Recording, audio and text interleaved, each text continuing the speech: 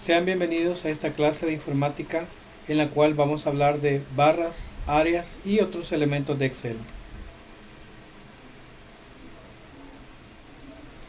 Entre las barras y elementos de Excel mencionamos primero las barras, de las cuales tenemos la de título, la de menús, herramientas, desplazamiento, fórmulas y estado.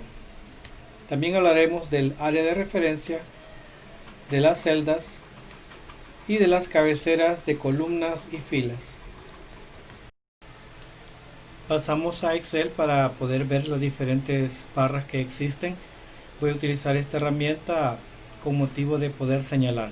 Lo primero que tenemos es la barra de títulos, que es la que vemos acá, donde está escrito la palabra libro 1, esta de acá. Eso significa que ese es el nombre del archivo. Por ejemplo, lo que voy a hacer a continuación es grabar. Este es un archivo nuevo y ese es el nombre por defecto que le aparece. Entonces voy a guardar el archivo y le voy a poner de nombre tipos de barras o de barras en Excel. Al haberle cambiado el nombre o haberlo guardado, el nombre ha cambiado acá arriba, como podemos notar. Y esa es la función de esta barra, que es la que nos permite estar visualizando permanentemente cuál es el nombre del documento o de la hoja de cálculo que estamos trabajando. Luego tenemos la barra de menús. Es esta que tenemos acá, donde podemos ver que se encuentran los diferentes menús. También se le conoce como cinta de opciones, pues son opciones que hay para poder trabajar nuestras hojas de cálculo. Entre estas que tenemos también está la de archivo, que es esta barra vertical que nos permite también utilizar las opciones de archivo, de administración de nuestros archivos que tengamos, de nuestra hoja de cálculo. Ahora vamos a hablar de la barra de herramientas. Voy a pegar una imagen y vamos a ver cómo en esta parte de arriba aparece un nuevo submenú que dice herramientas de imagen y luego dice formato. Esto indica que al aparecer una imagen nosotros podemos aplicarle un formato. Puedo abrir un menú que comúnmente no está disponible y puedo aplicarle diferentes opciones a la imagen, como cambiarle o quitarle color o cambiarle la tonalidad de color según yo quiera o necesite, además de poder quitarle mucho brillo o hacer lo contrario, darle mucho brillo o dejarla tal y cual estaba.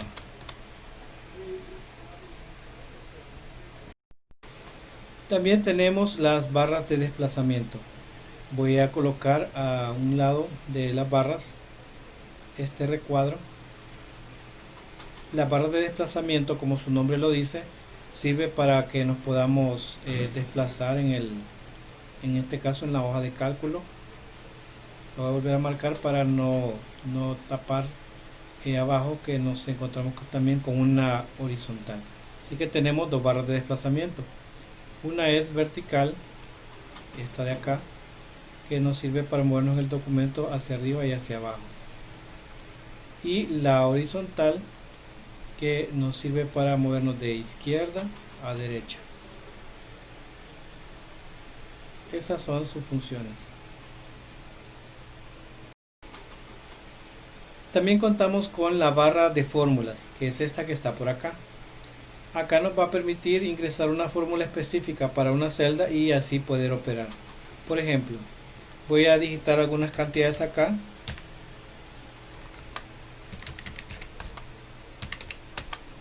Y ahora en esta última celda, que es la F6, voy a ingresar una fórmula para que se pueda sumar todo lo que está arriba. Entonces escribo la fórmula.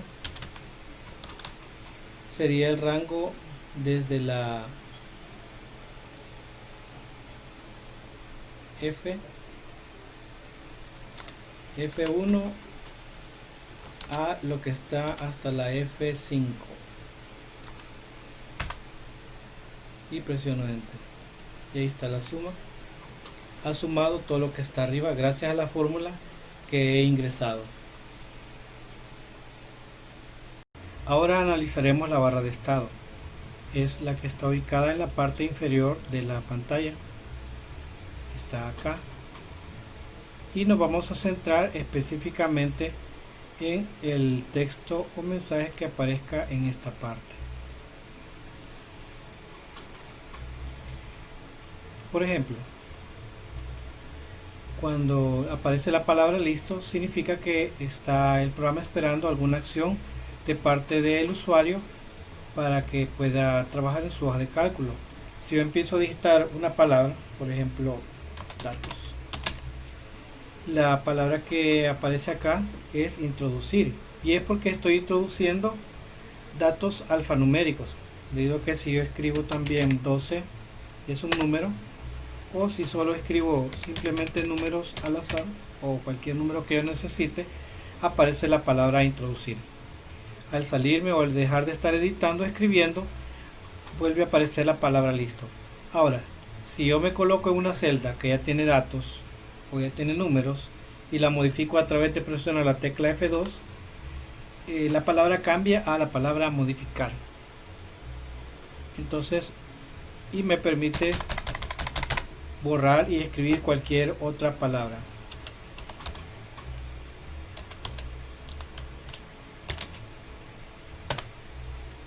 También si yo ingreso una fórmula específica, por ejemplo acá la fórmula de la suma, entonces el paréntesis está esperando que yo ingrese lo que se va a sumar de acuerdo a la fórmula, así que empiezo a marcar, y es de notar que la palabra ha cambiado a señalar, pues está esperando que yo introduzca o marque el rango del cual se van a sumar los datos por la fórmula que he escrito o he ingresado.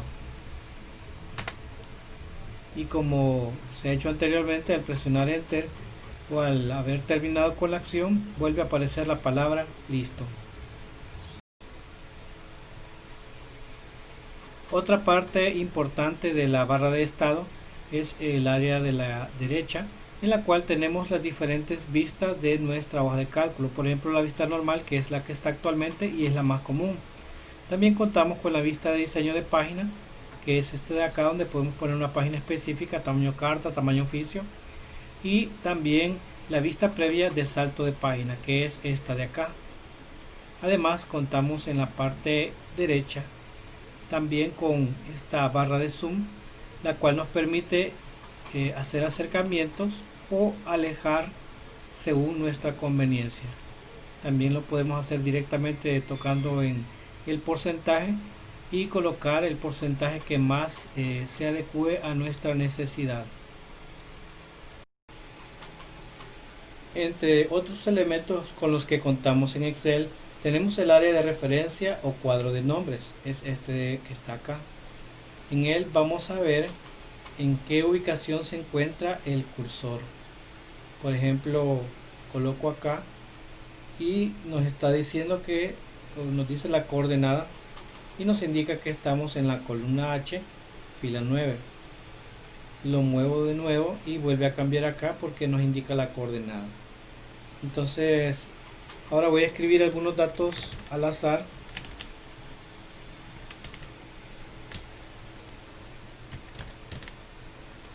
Ahí está. Entonces, por ejemplo, tengo esos 4 datos que están al azar y voy a desplazar el cursor hacia alguna de esas celdas a través de esta área de referencia o cuadro de nombre.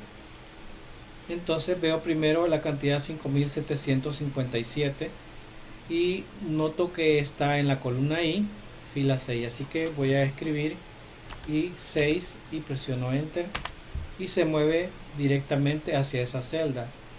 Luego veo la cantidad 5775 y noto que está en la columna K, fila 8, así que voy a escribir acá K8, presiono enter y se mueve directamente hacia esa celda, y lo mismo con las demás.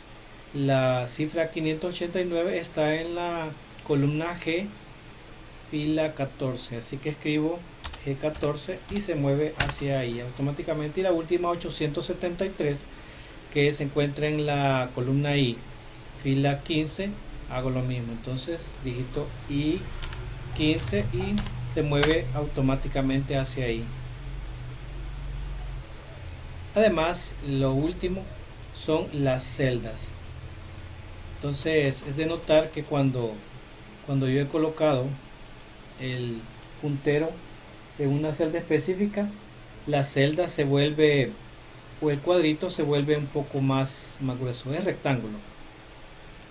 Voy a acercar un poco y acá podemos ver cómo las líneas se vuelven más oscuras, y aparte que tiene un cuadrito en la esquina que nos permite utilizar diferentes opciones de formato en la celda.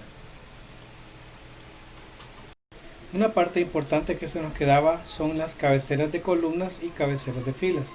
Como podemos ver acá, las cabeceras de columnas nos dan el nombre de la columna o la coordenada de la columna de acuerdo a la celda, y las cabeceras de filas nos dan la coordenada de la celda pero en cuestión de fila. Vemos que la cabecera de columnas está regida por letras y la cabecera de filas está regida por números. Muchas gracias por su atención. Hasta la próxima.